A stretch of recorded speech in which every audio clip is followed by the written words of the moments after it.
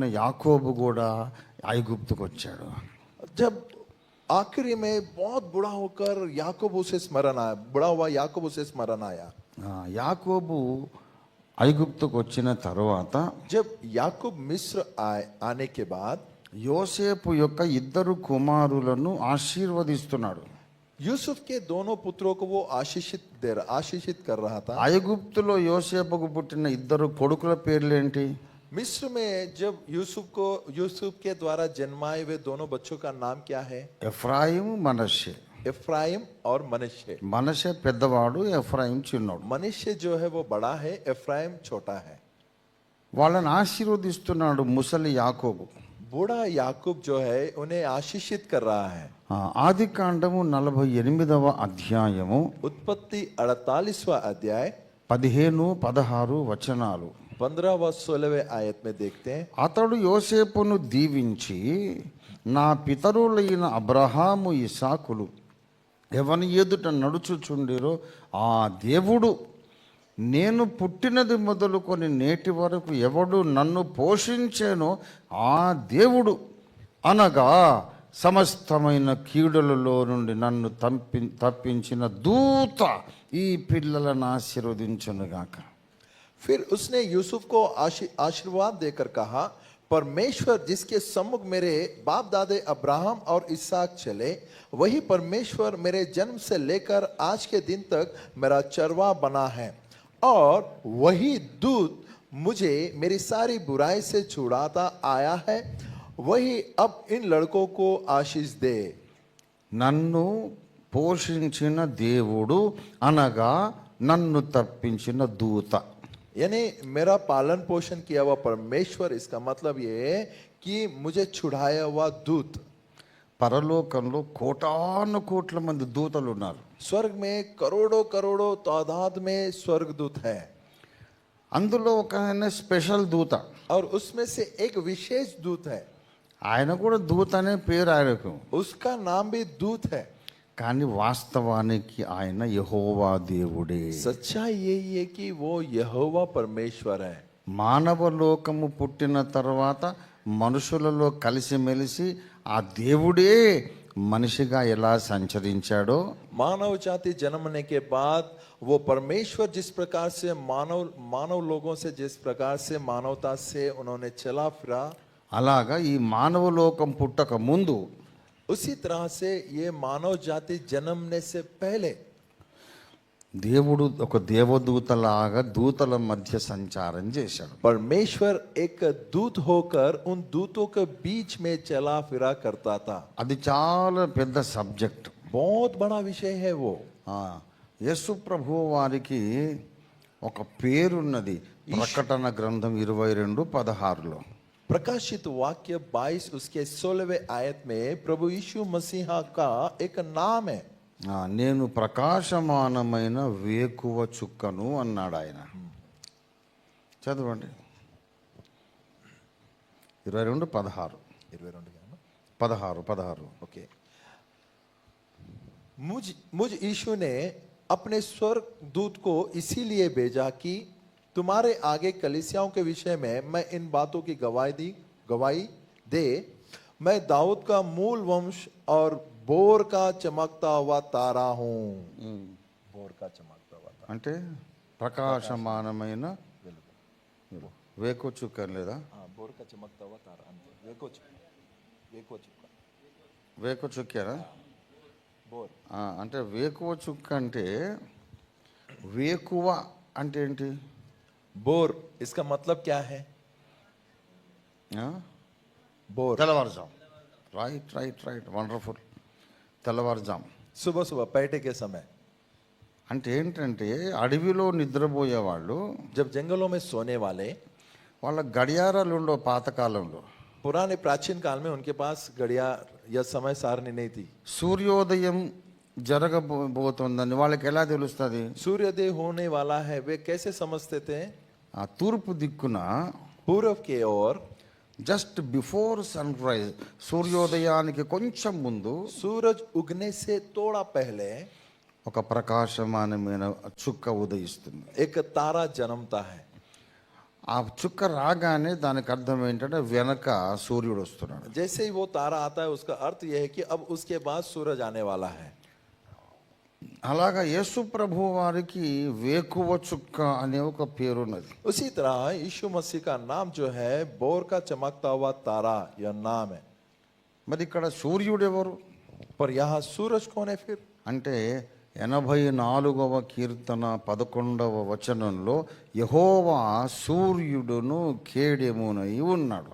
तब हम लोग बचन उसका 84 उसके 11वें 84:11 84 उसके 11वें आयत में जब हम जाते हैं तो वहां हम देख पाते कि यहोवा जो परमेश्वर है वो सूरज है।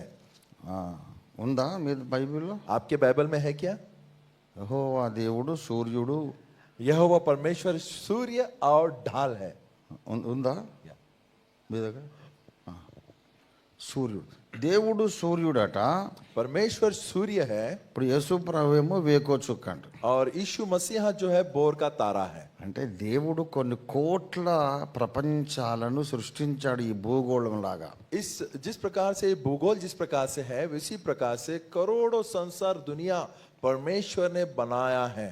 ఒక డాక్టర్ హాస్పిటల్ అన్ని వార్డ్స్ అన్ని పడకలన్నీ రౌండ్స్ వేసినట్టు जिस प्रकार से एक डॉक्टर अपने हॉस्पिटल के जैसे वार्ड्स में वो राउंड करता है, ఒక మినిస్టర్ గారు ముఖ్యమంత్రి రాష్ట్రమంతా పర్యటించినట్టు एक प्रकार का जो मिनिस्टर होता है या मुख्यमंत्री जी होते हैं जो जिस प्रकार से सारा राष्ट्र घूमते रहता है, యెహోవా దేవుడు సర్వశక్తిమంతుడు అన్ని గ్రహాలు తిరుగుతాడు, కోట్ల గ్రహాలు. यहोवा परमेश्वर सर्वशक्तिमान परमेश्वर जो है करोड़ों ग्रहों पर वो फिरता है, घूमते रहता है। అయితే ఆయన ఒక గ్రహం మీదకి వెళ్ళక ముందు परंतु वो एक ग्रह पे जाने से पहले అనౌన్స్ చేయడానికి ఆయనకంటే ముందు ఒక దేవదూత పరిగెడతాడు. उसके पहले उसके विषय में बताने के लिए एक स्वर्ग दूत दौड़ता है। ఆ దేవదూత ఆ గ్రహం మీదకి రాగానే అందరికి అనౌన్స్మెంట్ అయిపోతుంది, వెనుక యెహోవా దేవుడు వస్తున్నాడు. जैसे ही वो दूत स्वर्ग दूत वो ग्रह पर आता है वैसे ही सबको समझ में आता है कि अब यहोवा परमेश्वर आने वाला है। గనుక ఆ డ్యూటీ యేసు ప్రభు వారు చేసేవారు. वो काम जो है यीशु मसीह करते थे। తండ్రి అయిన దేవుడు ఏ గ్రహం మీదకైనా వెళ్ళక ముందు యేసు ప్రభు ముందు వెళ్తాడు. परमेश्वर पिता जिस किसी ग्रह पे जाने से पहले उस ग्रह पर यीशु मसीह जाया करते थे। సూర్యుడు రాకముందు వేకువ చుక్క, सूरज उदय होने से पहले बोर का तारा आता है। అలాగే యెహోవా దేవుడు రాకముందు యేసుక్రీస్తు ప్రభు వారు. उसी तरह से यहोवा परमेश्वर आने से पहले यीशु मसीह आते हैं। ఈ వేకువ చుక్కను చూడగానే వెనక అసలు ఆయన వచ్చేస్తున్నాడని తెలిసి అందరు అసెంబ్లీ అవుతారు. और सब जैसे ही ये बोर का तारा आते से वे कहने लगते थे कि अब जो असल व्यक्ति है वो आने वाला करके सब जो जमा होते थे। యేసు ప్రభు వారికి ఉండే పోస్ట్ అది. यीशु मसीह का ये पोस्ट ये पद है। అయితే ఒక దిగ్భ్రాంతికరమైన షాకింగ్ సత్యం ఏంటంటే एक भयानक शॉकिंग सच्चाई ये है, పడిపోక ముందు సైతాను లూసిఫర్ కూడా ఇదే పని మీద ఉన్నాడు. गिरने से पहले शैतान लूसीफर जो है यही काम किया करता था। ప్రకటన 22:16లో యేసు వేకువ చుక్క, प्रकाशित वाक्य 22:16 में यीशु मसीह जो है बोर का तारा है। యెషయా గ్రంథం 14:11లో సైతాను కూడా ఒకప్పుడు వేకువ చుక్క. यशायाह 14:11 में शैतान भी एक बोर का तारा है। చూడండి, చదవండి. आप देखिए, पढ़े।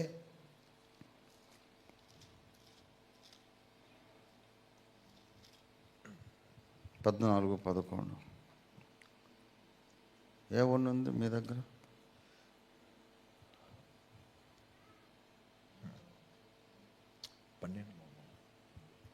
12 చదువు, 11, 12 కలిపి చదివేసేయండి. ओके। तेरा वैभव और तेरी सारंगियों का शब्द अधोलोक में उतरा गया है। कीड़े तेरे बिछोने और केचुए तेरी ओढ़ना है। हे बोर के चमकने वाले तारे, तू कैसा आकाश से गिर पड़ा है। ఏమన్నాడు? నీ మహాత్మ్యము స్వరమండలముల స్వరమును పాతాళమున పడవేయబడెను, నీ క్రింద పురుగులు వ్యాపించును, కీటకములు నిన్ను కప్పును. ఇదంతా ఎవరిని గురించి అంటే, పడద్రోయబడినటువంటి వాడు ఎవరంటే తేజో నక్షత్రమా వేకువ చుక్క. ये सब किसके विषय में? जो गिरा नहीं जाने वाला था, वो भोर का तारा। యేసు ప్రభువారు వేకువ చుక్క, ఇక్కడ సైతాను కూడా వేకువ చుక్క. यीशु मसीह जो है वो भी भोर का चमकता हुआ तारा है, और यहाँ शैतान भी भोर का चमकने वाला तारा है। వీళ్ళు ఇద్దరే కాదు, ఇంకా చాలా మంది వేకువ చుక్కలు ఉన్నారు. वे दो लोग ही नहीं, और बहुत सारे भोर के तारे हैं। యోబు గ్రంథము 38వ అధ్యాయము अय्यूब 38वें अध्याय 6-7 వచనాలు. जब हम 6 और 7वें आयत को हम पढ़ते हैं, దాని మీద పరిమాణపు కొల వేసిన వాడెవడో చెప్పుము, దాని స్తంభముల పాదులు దేనితో కట్టబడినవో చెప్పుము. ఉదయ నక్షత్రములు ఏకముగా కూడి పాడినప్పుడు దేవదూతలందరూ ఆనందించి జయధ్వనులు చేసినప్పుడు దాని మూలరాతిని వేసిన వాడెవడు? उसकी नींव कौन सी वस्तु पर रखी गई, या किसने उसके कोने का पत्थर बिठाया? जबकि भोर के तारे एक संग आनंद से गाते थे और परमेश्वर के साथ पुत्र जय जयकार करते थे। ఇక్కడ భూమికి పునాది వేసినప్పుడు ఏం చేశారంట? దేవదూతలందరూను, దేవుని కుమారులందరూను, ఇంకా ఎవరు? ఉదయ నక్షత్రములు ఏకముగా కూడి పాటలు పాడారు. ఉదయ నక్షత్రాలు పాడుచుండగా దేవుడు పునాది వేశాడు. यहाँ पर हम देखते हैं जब धरती भूमि की जब नींव डाली गई, तब यहाँ पर हम देखते हैं कि परमेश्वर और वहाँ के बोर के तारा जो है वे आनंद मना रहे थे। वे जब आनंद मनाते समय परमेश्वर ने उसकी नींव डाली थी। ఇప్పుడు ఉదయ నక్షత్రాలు ఎన్ని ఉన్నాయి? अब यहाँ आप मुझे बताएं बोर के तारे कितने हैं? చాలా ఉన్నాయి. ఇక్కడ यहाँ पर बहुत है। ఒక ఉదయ నక్షత్రం యేసు ప్రభు, एक जो बोर का तारा यीशु मसीह है, ఇంకో ఉదయ నక్షత్రము పడిపోక ముందు సైతాను. और जो बोर का तारा जो है वो गिराने से पहले तो शैतान था। భూమికి పునాది వేసినప్పుడు పాటలు పాడిన వాళ్ళు ఇంకా చాలా మంది ఉన్నారు. जब धरती की नींव डाली गई उस समय गीत गाए हुए और बहुत सारे लोग थे। బహుశా కొన్ని వందలు వేలు ఉండొచ్చు. और मानो कि कुछ 100 लोगों से कुछ हजारों लोगों के तादाद में होंगे। మీరు ఓపికగా వినాలా, आप बड़े सब्र से सुने। లేకుంటే యేసయ్య రెండవ రాకడ దగ్గరకు వచ్చేసింది. यीशु मसीह का दूसरा आगमन जो वो करीब है। ఇంకా మనకు బైబిల్ అర్థం కాకుంటే ఎలా ఎత్తబడతాము, ఎత్తబడినాక సింహాసనం ఎట్లా ఎక్కుతాము? अब तक के हमने बाइबल को नहीं समझे तो हम किस प्रकार से उठा लिए जाएंगे? यदि उठा भी लिया जाए तो सिंहासन पर कैसे बैठ पाएंगे? మన మైండ్ బైబిల్ మీద పెట్టాలా? हमारी जो चित्त है, हमारी विचारधारा जो है बाइबल में लगाएं। ఇది అవసరం. ये आवश्यक है। మిగతా అన్ని పక్కన పెట్టేసేయండి, ముందు బైబిల్ అవసరం. बाकी सब बाजू रखे, पहला बाइबल है। బైబిల్ అర్థం చేసుకోవడం అవసరం. बाइबल को समझना बहुत ही आवश्यकता है। ఆలోచించండి. इसे सोचे। ఉదయ నక్షత్రములు అనేకము ఉన్నారు. बहुत सारे बोर के ताराएं हैं। ఎందుకు అనేక మంది ఉన్నారు? बहुत सारे ताराएं क्यों हैं? ఉదయ నక్షత్రములు అనగా సూర్యునికి ముందు వెళ్ళే వాళ్ళని చెప్పాను. बोर की तारा इसका मतलब सूरज के पहले आने वाले करके मैंने बता दिया। అంటే దేవుడైన యెహోవా సూర్యునిలాగా రథం మీద వెళ్ళేటప్పుడు ఆయన కంటే ముందు అనౌన్స్మెంట్ చేసేవాళ్ళు వందలు వేల ఉదయ నక్షత్రాలు ఉన్నారు. परमेश्वर यहोवा जब रथ पे जब निकलने से पहले, उससे पहले विज्ञापन देने के लिए हजारों तादादों में वे बोर के तारे हैं। అంతమంది ఎందుకు? इतने सारे लोग क्यों? ఎందుకంటే దేవుడు సృష్టించిన లోకాలు చాలా ఉన్నాయి. परमेश्वर ने निर्माण की हुई सृष्टि जो है, बहुत सारी सृष्टियां हैं। సైంటిస్టులకు ఇప్పటికీ కూడా నక్షత్రములు ఎన్ని ఉన్నాయో తెలియదు. अब तक के शास्त्रज्ञ साइंटिस्ट को पता नहीं कि ताराएं कितने हैं। ఒక సైంటిస్ట్ గారు చెప్పారు, एक साइंटिस्ट ने बताया, మేమైతే ఎంత లెక్క పెట్టినా మాకు అసలు లెక్కలు అందటం లేదు. हमने कितने बार भी हमने गिनती की, हमारी गिनती में नहीं आ रहा है। మేము లెక్క పెట్టలేనన్ని ఎక్కువ నక్షత్రాలు ఉన్నాయి. हम गिन नहीं सकते, इतने सारे नक्षत्र हैं। కానీ తక్కువలో తక్కువలో తక్కువ తక్కువ నంబర్, చిన్న నంబర్ ఒకటి చెప్తాను. కనీసము లేదంటే 1,00,00,000 కోట్ల నక్షత్రాలు ఉంటాయి అని చెప్పాడు. कम से कम में छोटी में मैं आपको बताता हूं, लाखों करोड़ों ताराएं नक्षत्र हैं। एक लाख करोड़ 1 लाख करोड़ 1 लाख లక్ష కోట్లు. 1 लाख करोड़। అంటే కోటి అంటే 7 సున్నాలు, 1 करोड़ में 7 शून्य आते हैं లక్ష అంటే 5 సున్నాలు, और 1 लाख में 5 शून्य आते हैं। అంటే ఒకటి పక్కన 12 సున్నాలు పెట్టాలి. एक के बाद में 12 शून्य लगाना पड़ेगा। ఇది మినిమం నంబర్. ये कम से कम संख्या है। కానీ వాస్తవానికి దీనికంటే అనేక రెట్లు ఎక్కువ ఉన్నాయి అని చెప్పి. सच्चाई यह है कि इससे कई गुना बढ़कर है। ఇప్పుడు ఈ లెక్క ఎందుకు? ये क्यों? సూర్యుడు కూడా ఒక నక్షత్రమే. सूर्य भी है जो है वो एक नक्षत्र है। సూర్యుని చుట్టూ 9 గ్రహాలు తిరుగుతున్నాయి. सूरज के आजू बाजू में पूरे 9 ग्रह जो है वो घूमते रहते हैं 8 గ్రహాలు వేస్ట్గా ఉన్నాయి. और 8 ग्रह जो है काली है, వాటి మీద ప్రాణం లేదు. वहां पर जीव नहीं है। ఒక్క గ్రహము భూమి మీద మనం ఉన్నాం. एक ग्रह जो है भूमि पर, धरती पर हम हैं। ఇట్లానే సూర్యుని లాంటి నక్షత్రాలు కోట్లు ఉన్నాయి. इस प्रकार के सूर्य के समान नक्षत्र करोड़ों में है। కొన్ని కోట్ల సూర్యుల చుట్టూ నవగ్రహాలు తిరుగుతున్నాయి. कईयों करोड़ों सूर्य के चारों ओर 9 ग्रह घूम रहे हैं। ఆ అన్ని కోట్ల సూర్య కుటుంబాలలో ఒక్కొక్క భూమి ఉంది. इतने करोड़ों सौर्य कुटुंब जो है, फैमिली सोलर सिस्टम जो है वो इस धरती पर यानी इस प्रकार के बहुत सारे हैं।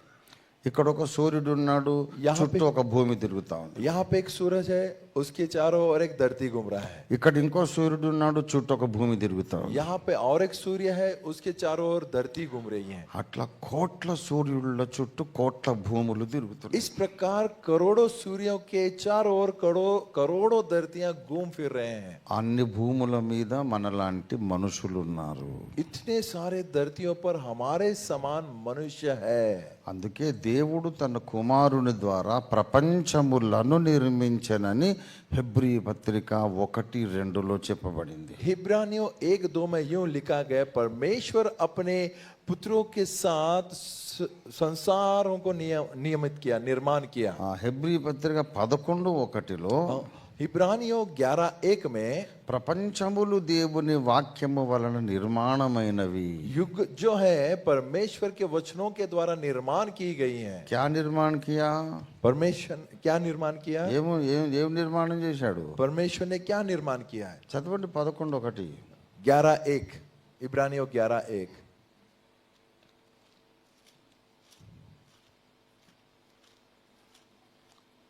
అమ్మా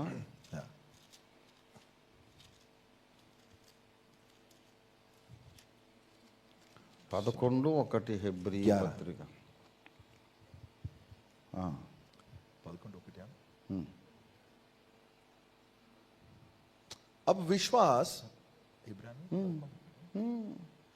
अब विश्वास आशा की हुई वस्तुओं का निश्चय और अंधे की वस्तुओं का प्रमाण है, क्योंकि इसी के विषय में प्राचीनों की अच्छी गवाही दी गई। विश्वास से ही हम जान जाते हैं कि सारी सृष्टि की रचना परमेश्वर के वचन के द्वारा हुई है। హిందీలో కరెక్ట్ ట్రాన్స్లేషన్ లేదు. हिंदी में सही अनुवाद नहीं है। ప్రపంచములు దేవుని వాక్యము వలన నిర్మాణమైన. మీ దగ్గర ఎవరి దగ్గర ఇంగ్లీష్ బైబిల్ ఉందా? यानी किसी के पास इंग्लिश बाइबल है? లేకపోతే నెట్లో నేను చూడొచ్చు. మీరు ఇంగ్లీష్ బైబిల్ కేజీవి కానీ ఎన్ఐవి కానీ చూస్తే the world's were made by the word of God అని ఉంటుంది. वर्ल्ड्स यानी इंग्लिश में इस्तेमाल किया गया है।